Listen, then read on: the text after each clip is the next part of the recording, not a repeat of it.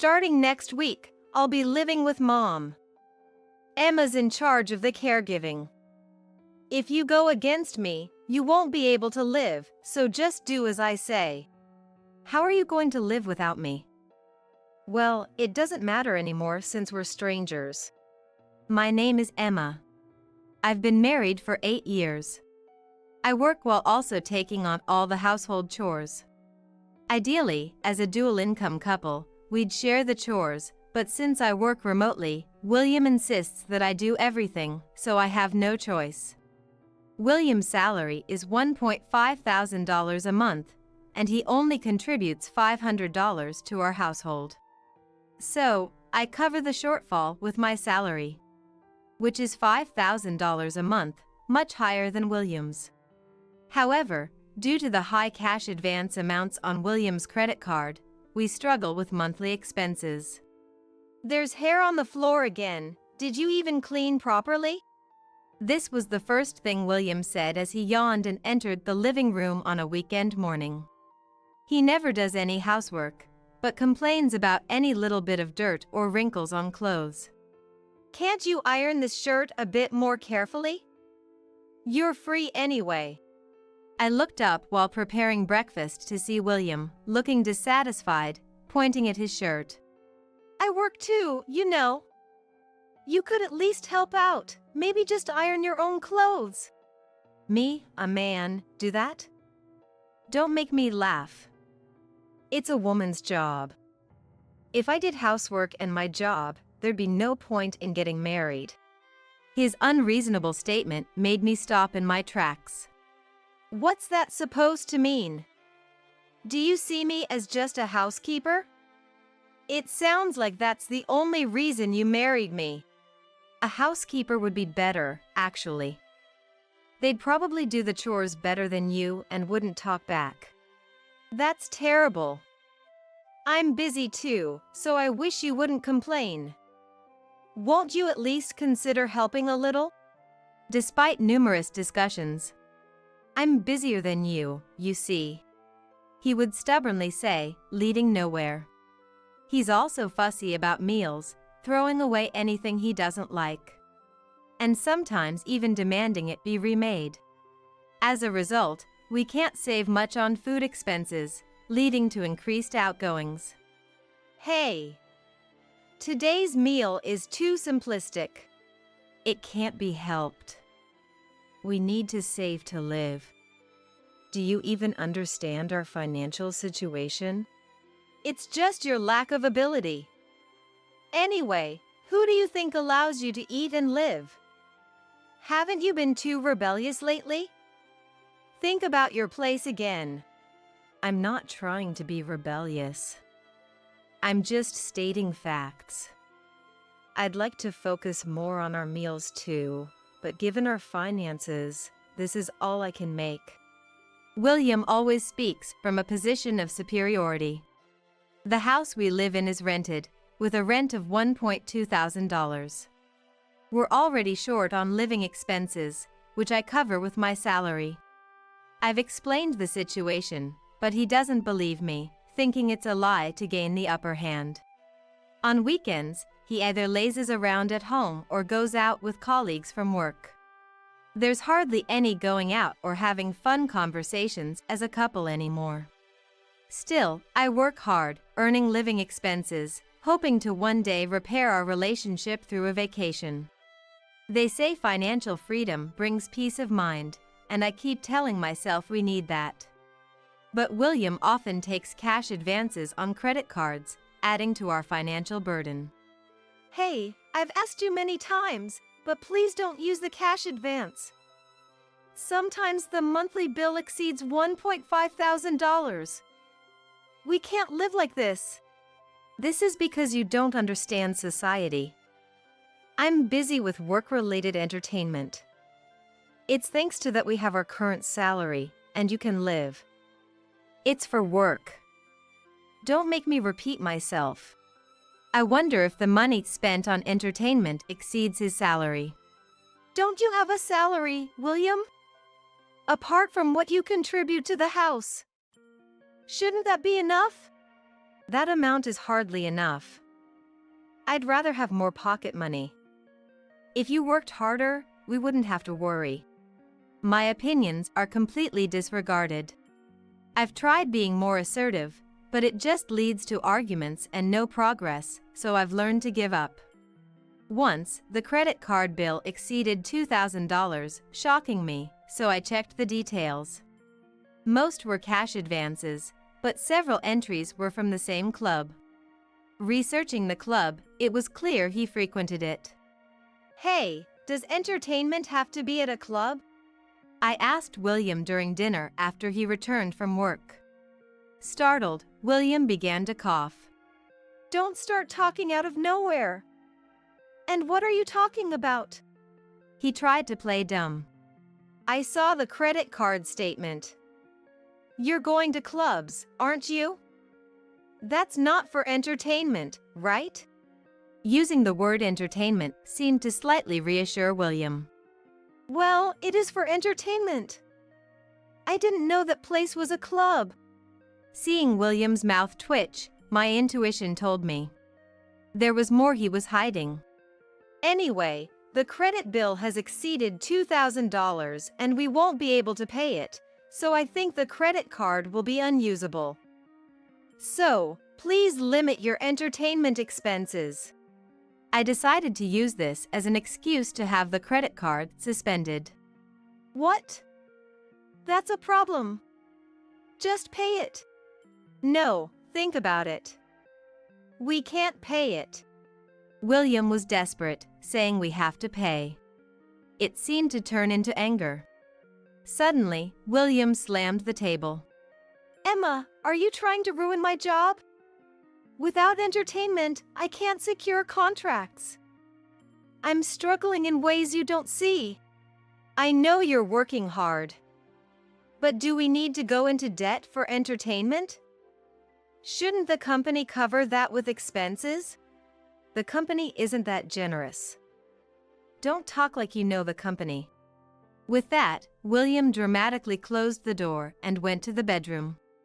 I could only sigh and continued to eat alone. One day, as soon as William returned from work, he announced, starting next week, Mom will live with us. Emma, you're in charge of the caregiving. What do you mean? I can't just adjust to this suddenly. It shouldn't be a problem. Emma, you're always home. I have work, so I can't take care of Mom. But I'm working too. It's impossible to work, do household chores, and provide care. What? Your job is just sitting at home with a PC. It's easy compared to my busy schedule. Just do it, please.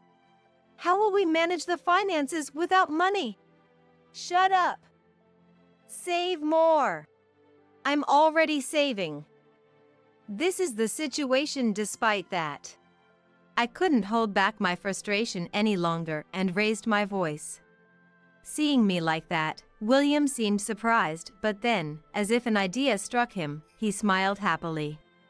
Then we'll move in with my parents. We won't need to pay rent, right? That means we can save money. So, I can reduce the contribution to household expenses to $300 starting this month. Hearing this outrageous statement, I must have looked shocked. $300? That's even more impossible. Even if we don't need to pay rent, caregiving costs more. So, you just need to save more. I'm busy. I'm leaving the household to you. It's your responsibility. It's about your mom, William. So you should help too. What does Ava say? Mom is all for moving in. If you take care of everything for her, it's easier for her too. What's that about? Even Ava? Then at least ask your mom to include her old age pension in her household income. I wasn't very close to my MIL, Ava, and preferred to keep my distance. But she said, a wife is supposed to take care of her husband and his family. You took on that responsibility when you married. But living together means we need some contribution to the household expenses, or we'll really collapse. What? You're after Mom's old age pension? Unbelievable. Normally, it's the children's job to take care of their parents. Are you only interested in money? That's disappointing. If we had enough income, I wouldn't say this. But we're struggling even with just the two of us. We can't afford to support more people. If you're going to say that, then you should earn more. Manage the household and caregiving perfectly before you complain to me. If I did that, I'd collapse. So what if you collapse? If you end up in the hospital, we'll get insurance money. That's about the only way you'd be useful with money. Anyway, we're moving next week. Saying that, he angrily went towards the bathroom. How cruel. What do you expect me to do?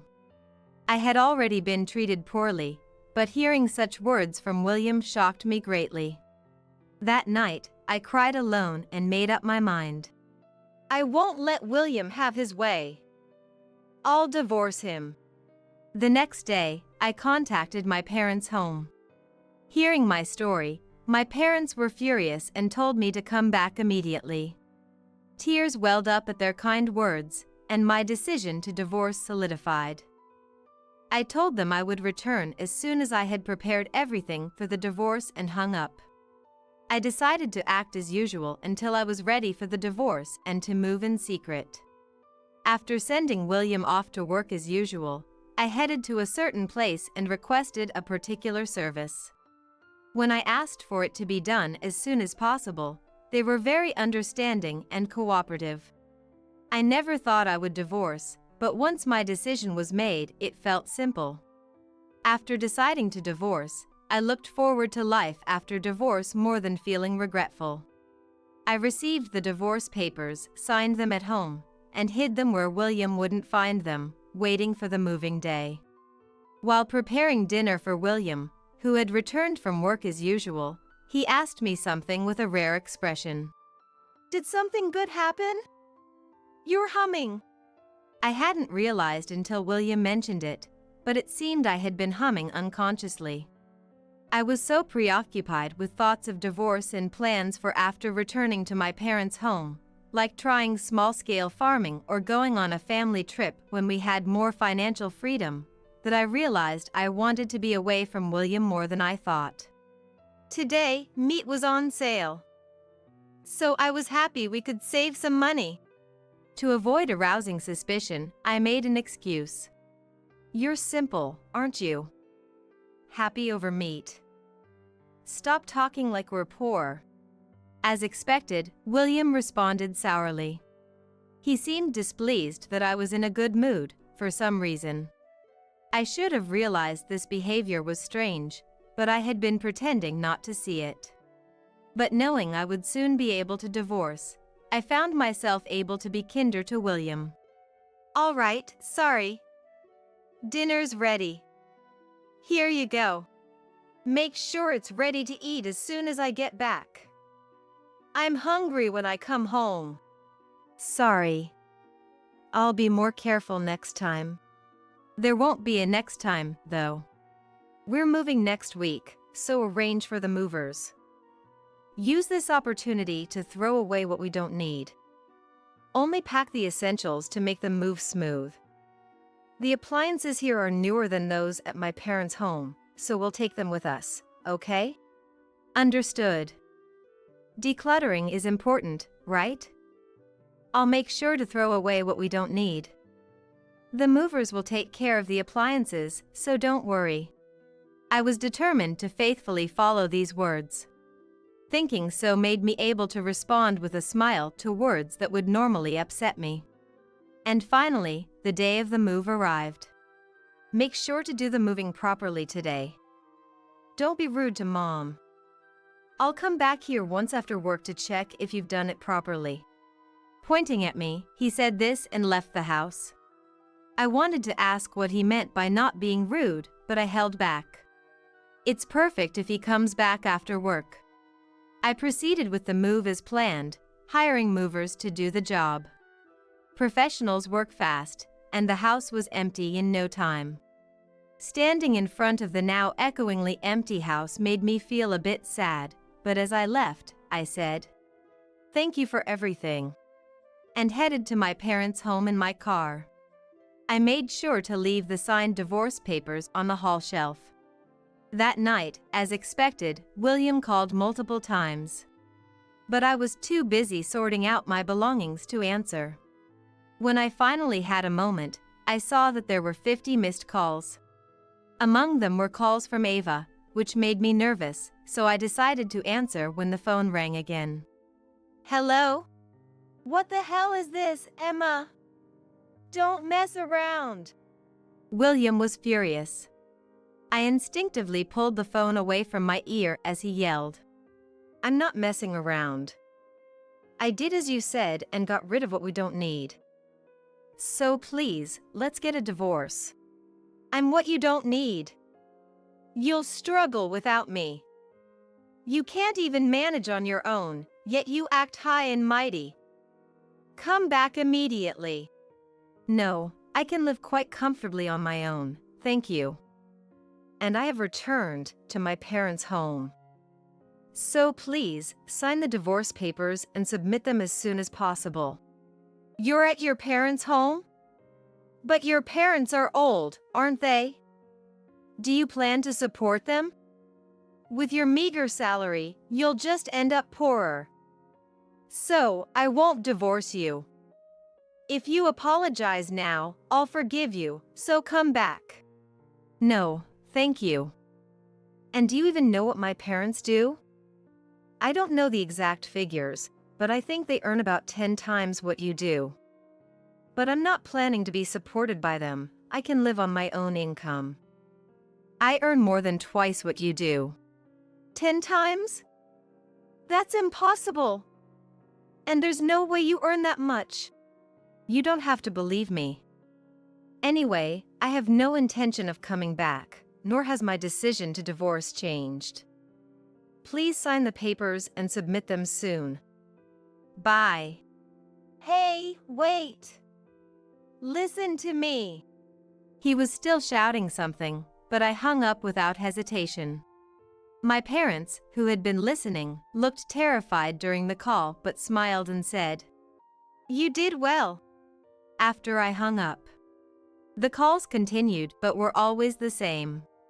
Eventually, Ava started calling, demanding, "Come and take care of me." So, I decided to ignore them for a while. The next thing I did was cancel the credit card. Actually, the credit card William was using was a supplementary card under my name. This was because William had repeatedly failed to make payments in the past and couldn't get a credit card in his name anymore. Even though it was for work, I regretted letting him use a card in my name. I immediately called the credit card company and asked them to cancel the card. Now, he won't be able to use the credit card anymore. When the credit card became unusable, William finally showed up at my parents' home. The doorbell rang several times, and both my parents and I immediately knew William had come. Dad was the first to greet him. Seeing Dad appear seemed to unsettle William a bit, but he quickly started to complain. "Please call Emma. I need to talk to her. I've heard the story. Is there anything else? You've submitted the divorce papers, haven't you?" William seemed a bit uncomfortable at that. But his discomfort quickly turned to anger. "There's no way I'm going to agree to a divorce. This whole situation was sprung on me, and it's all Emma's fault. You should lecture her." Hearing William's words, Dad seemed to reach his limit and I heard his angry voice for the first time in a while. "Enough is enough. Everything is Emma's fault? Do you even understand your own words and actions? William, you are unfit as a husband. Stay away from Emma." William, seeing Dad yell for the first time, shrunk back and seemed at a loss for words. That's when I came to the door. Hey, William. Let's just end this, okay? Please submit the divorce papers quickly. Aren't you concerned about Ava's caregiving? You should head back. Seeing me, William's face turned red and he began to get angry again. Emma, how dare you say that? You're the one who stopped the credit card, right? Because of you, I can't do my job. Get it back to how it was. I've already returned it. After all, that was my credit card. We're getting a divorce, so it's only natural, right? Besides, I didn't just stop it, I canceled it. Why don't you get your own credit card? If you can, that is. Cancellation? How dare you do something like that on your own? Who do you think provided for you? I supported you. I could only be astonished at William's complete lack of understanding. The same phrases, over and over. Just when I started to feel sorry for how unchanging William was, my mom came out. Hey, William. I don't quite understand what you mean. Who provided for whom? Isn't that something you could also say about yourself? Mom calmly tilted her head and questioned William. William seemed a bit more settled with Mom's calm entrance. What do you mean? I was supporting Emma. It's a fact that my work supported our lifestyle. So, I don't think I'm wrong. Hearing William's statement, Mom sighed before replying. Then, who took care of the house during that time? Who cooked the meals, did the shopping, the laundry, and cleaning? Are you saying you did all that? Well, that's what the person being supported is supposed to do. They have to do at least that much, or I have no standing. If it's something you can trivialize, William, you should be able to do it on your own. Listening to you, I can't see why Emma is needed at all. Besides, marriage is not about dividing roles like that, but about supporting each other. It seems you're quite mistaken. William was left speechless by Mom's calm reasoning. However, he didn't seem convinced, looking for words to defend himself. We were supporting each other, right, Emma? We were, weren't we? Desperately, William looked to me for help, which was incredibly unpleasant. We weren't supporting each other, you were exploiting me, weren't you? A housekeeper for chores, a provider of money, that's the role I played in your eyes, I believe. With my words pushing him away, he gritted his teeth in frustration. I won't divorce. And with those words, he left. Dad looked like he had more to say, his face twisted in discontent, but Mom, smiling, made a remark. Such an uncool statement. Seeing Mom's response, I thought she was strong. A few days after the home invasion incident, I received a call from the company I had hired to prepare for the divorce. I had asked a detective to investigate William's infidelity. They contacted me to report their findings, so I decided to visit the company the next day. The next day, I learned from the investigation results that William had indeed been unfaithful, involved with 3 women. It turned out his so-called business entertainment was a lie to meet these mistresses. For a while, he had been seen going to hotels and dinners with one of these 3 women, but recently these activities had significantly decreased. When I mentioned the credit card incident, they laughed. So, he couldn't cheat anymore because he ran out of money to use. The detective said. That seemed likely. But they had gathered enough evidence for me to claim compensation in a divorce trial. If you're looking for a lawyer, try contacting this one. They even recommended a lawyer, so I immediately got in touch. The detective and the lawyer seemed to know each other. Mentioning the detective's name got me a willing acceptance. I visited the lawyer's office, and with the evidence in hand, they said we could quickly prepare to claim compensation in the divorce trial, so they got started right away. They advised me to avoid direct contact with William, as they would act as my representative, and I was all too happy to comply. The lawyer smiled. "Then there's no problem," he said. I received several calls, presumably about the documents, but I didn't answer any, honoring my agreement with the lawyer. Later, the lawyer contacted me. "William has requested a meeting, which I can attend. You're free to decline, but what do you think?" Wanting to settle things quickly, I agreed to a meeting with the lawyer present. On the appointed day, William, Ava, the lawyer, and I gathered at the lawyer's office for the discussion. I was puzzled by Ava's presence, but it turned out William couldn't afford a lawyer due to financial issues, so Ava came instead. Let's begin the discussion. As stated in the documents, we are seeking payment for compensation due to infidelity in the divorce trial. Let's hear your side. I haven't cheated, so I reject that. This is all a misunderstanding by Emma.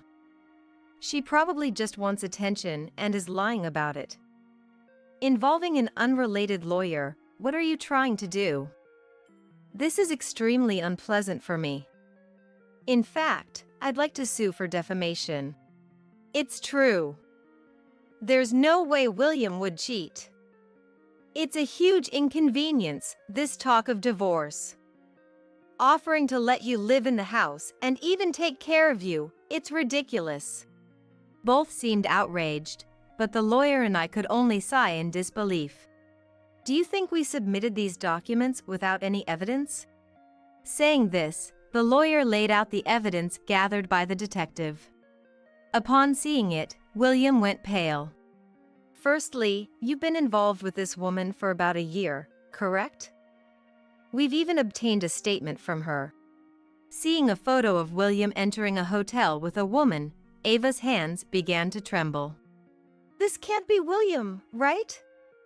Must be someone who looks like him. The woman who made the statement must be in on it too. This is underhanded. William remained silent, just looking down. Next, you've been dating this woman for about 6 months. We've obtained her statement as well, and she's admitted to it. Lastly, you've been seeing this woman for about 2 months. We have her statement too. William and Ava were visibly shaken, trembling. This is all fake. I don't know any of them. William answered in a faint voice, looking down. Beginning to sweat. And you're in these photos, arm in arm, embracing. Why do you think all these women gave statements? You understand, right? When the lawyer pressed, William momentarily looked up with a pale face, but then dropped his gaze again without responding. Come on, if you know something, say it. Be serious. We're here to make Emma apologize and come back, aren't we? Despite being shaken by Ava, William remained silent. No surprise there. William, you hid from all your mistresses that you were married. We received inquiries from women who didn't know you were married. What's this about? Of course, we explained the truth to them. Upon hearing this, William looked up and began to speak with a bitter smile. All right, I'll accept the divorce. That's okay, right? My salary has decreased, so I can't pay the compensation for the divorce trial as is. If we can agree on a reduced amount, that should settle it, right? What are you saying? That's not okay. What about my caregiving? Shut up! Be quiet! Suddenly, an unpleasant argument broke out right in front of us. What do you want to do? The lawyer asked for my opinion, and I didn't hesitate to refuse. I have no intention of reducing the compensation for the divorce trial. We're getting divorced, and William's financial situation is none of my concern. My statement drew sharp looks from William and Ava. It's all your fault, anyway. Why can't you just keep quiet and do as I say? That's right. Emma married William, so it's only natural for her to devote herself. I decided to put an end to such selfish arguments. William might also be facing settlement claims from his other mistresses. After all, he proposed to all of them and borrowed money. Oh, and Ava, you must be pleased. It seems you'll have a grandchild next year. I don't know if you'll get to meet them, though. As I said this with a smile, William and Ava, who had been aggressive until now, froze. So, if there's nothing else to discuss, we'll conclude here. If there are any further issues, please contact me. The room fell silent as the lawyer ended the discussion, and I left. William and Ava looked defeated and gloomy. Seeing them like this made me feel relieved. Later, the signed divorce papers were submitted, and the divorce was finalized.